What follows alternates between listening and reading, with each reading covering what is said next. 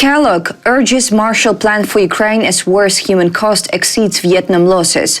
Macron and Starmer prepare a nuclear coalition amid rising European threats. And don't just watch. Ukraine urges West to defund Russia's war machine after deadly Kyiv strikes. The latest news next. International partners must help Ukraine rebuild after the war by introducing a new Marshall Plan for the country. But this is a complex task, informs Ukrinform, stating U.S. Special Envoy for Ukraine Keith Kellogg. During a discussion ahead of the International Conference on Ukrainians' Recovery, URC 2025 in Rome, he recalled that after World War II, the U.S. launched the Marshall Plan for Europe. Kellogg said he believes the same approach should be taken for Ukraine, but acknowledged it would be a challenging task. He then described the current situation as very complicated and stressed the need to achieve a ceasefire.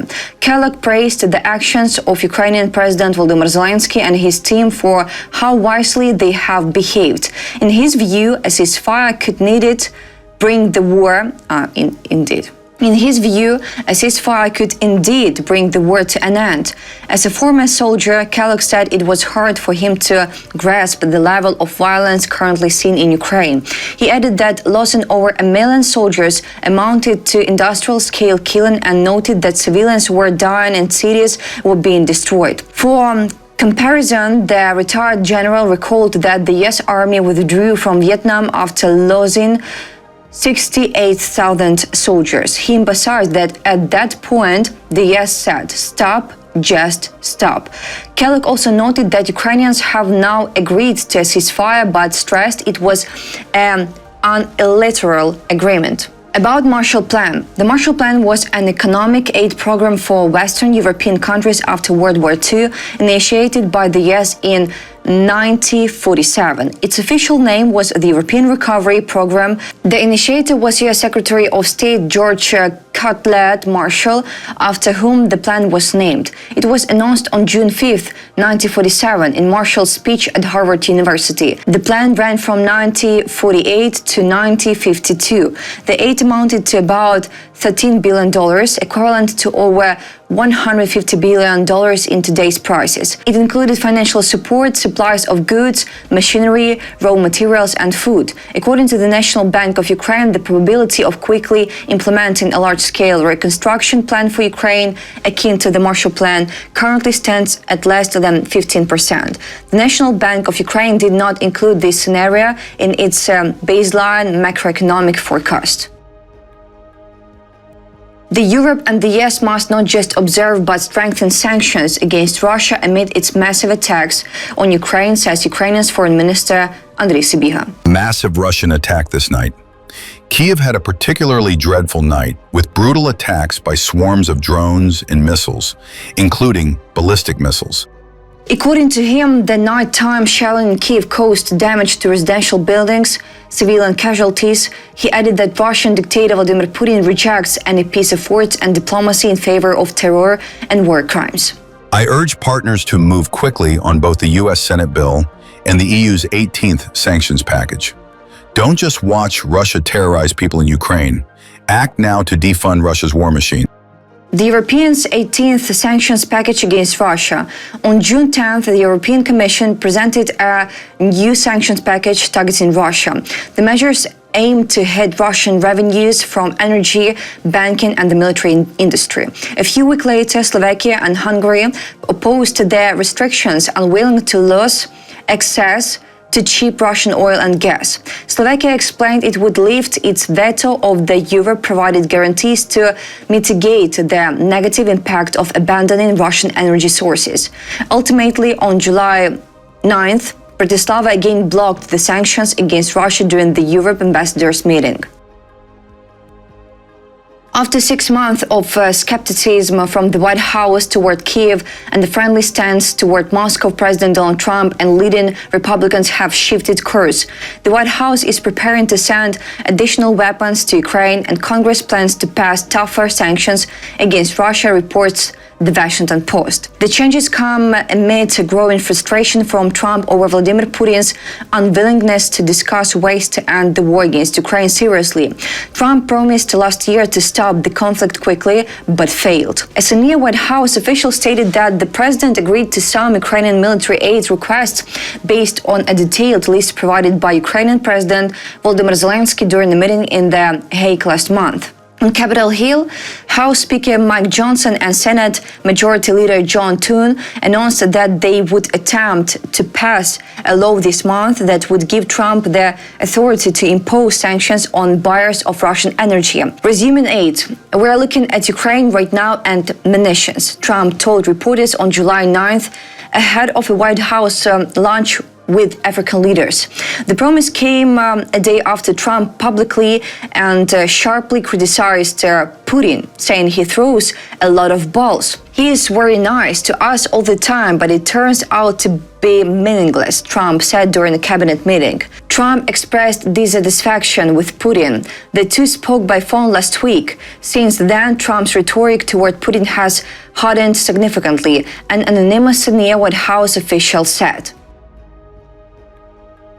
There's a general frustration that it's just not moving as quickly as possible, and that maybe pushing in one direction will help pull them to the negotiating table. Specific requests. At NATO, the Ukrainians were asking for very specific things, and the president granted some of those things. The official added, declining to specify which weapons were approved. Zelensky has long sought additional Patriot missile defense systems, which he says play a key role in protecting Ukrainian cities and critical infrastructure from Russian attacks. Since the Thursday phone call between Putin and Trump, Russia has launched some of the most intense strikes in the war against Ukraine, including 728 drones.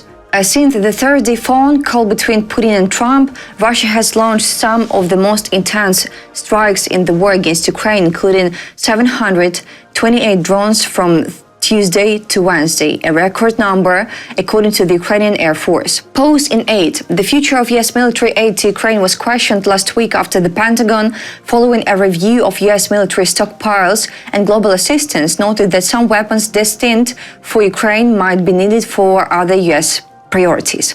Officials said a decision was made to pause some aid temporarily. The White House said last week that Defense Secretary Pete Hegseth signed the order to halt part, but not all of the military assistance. However, a senior White House official stated that weapons shipments were never officially halted and that aid continues to flow to Ukraine. A weapons supply review began in June after Hegseth signed a memorandum following consultations with the White House and other Pentagon officials, including Elbridge Colby, Under Secretary of Defense for Policy, a senior Defense Department official reported. According to the official, the memorandum did not call for a specific drawdown or a suspension of ammunition shipments. It was issued to implement a mechanism where each type of ammunition undergoes additional review. The audit aims to align with Trump's future intentions regarding aid to Ukraine. If the president wants to send things, we are poised to do that, the senior defense official said. He added that Hegseth and Colby agreed on the memorandum when it was signed and still share the same position. Several Pentagon officials said as of July 9th, more than a week after initial reports of the pause, it remained unclear whether any aid had been suspended or for how long. Two Defense Department officials speaking anonymously said some military personnel in the command chain might have delayed shipments of certain ammunition types pending clarification of the senior leadership's position. French President Emmanuel Macron and British Prime Minister Keith Starmer are set to sign new defense agreements that will strengthen cooperation in nuclear deterrence and the development of advanced weapons, Politico informs. The French President and the British Prime Minister are expected to sign the declaration today, July 10th. The two sides will agree to coordinate their nuclear deterrence forces and jointly develop a new cruise missile. This missile is intended to replace the existing Dragon, Storm Shadow, Scalp models. The initiative is described as an industrial defense agreement. Macron emphasized that France and the United Kingdom bear a special responsibility for Europe's security amid rising threats from aggressive neighbors. There is an expectation in Europe that, faced with revisionist neighbors, our two countries have a special responsibility for the security of the continent.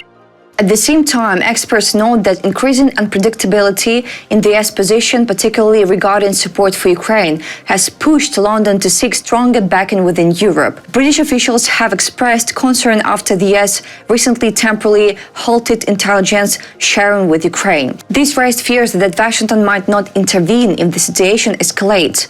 About Coalition of the Willing, as a reminder, the Coalition of the Willing is scheduled for July 10th in London. The informal group brings together countries that have pledged to support Ukraine. The meeting will take place as part of the UK-France summit, which London is hosting. British Prime Minister Keith Starmer and French President Emmanuel Macron will co-chair the talks. The Coalition of the Willing includes countries that are considering sending their troops to Ukraine to deter Russia from launching another large-scale attack. However, while the war continues, there are no plans to deploy European troops to Ukraine. Separately, European Commission President Ursula von der Leyen stated in a speech to the European Parliament yesterday that the Europe cannot rely on others to defend Europe. That's all for today. Thanks for watching this video. Support Ukraine, like and subscribe.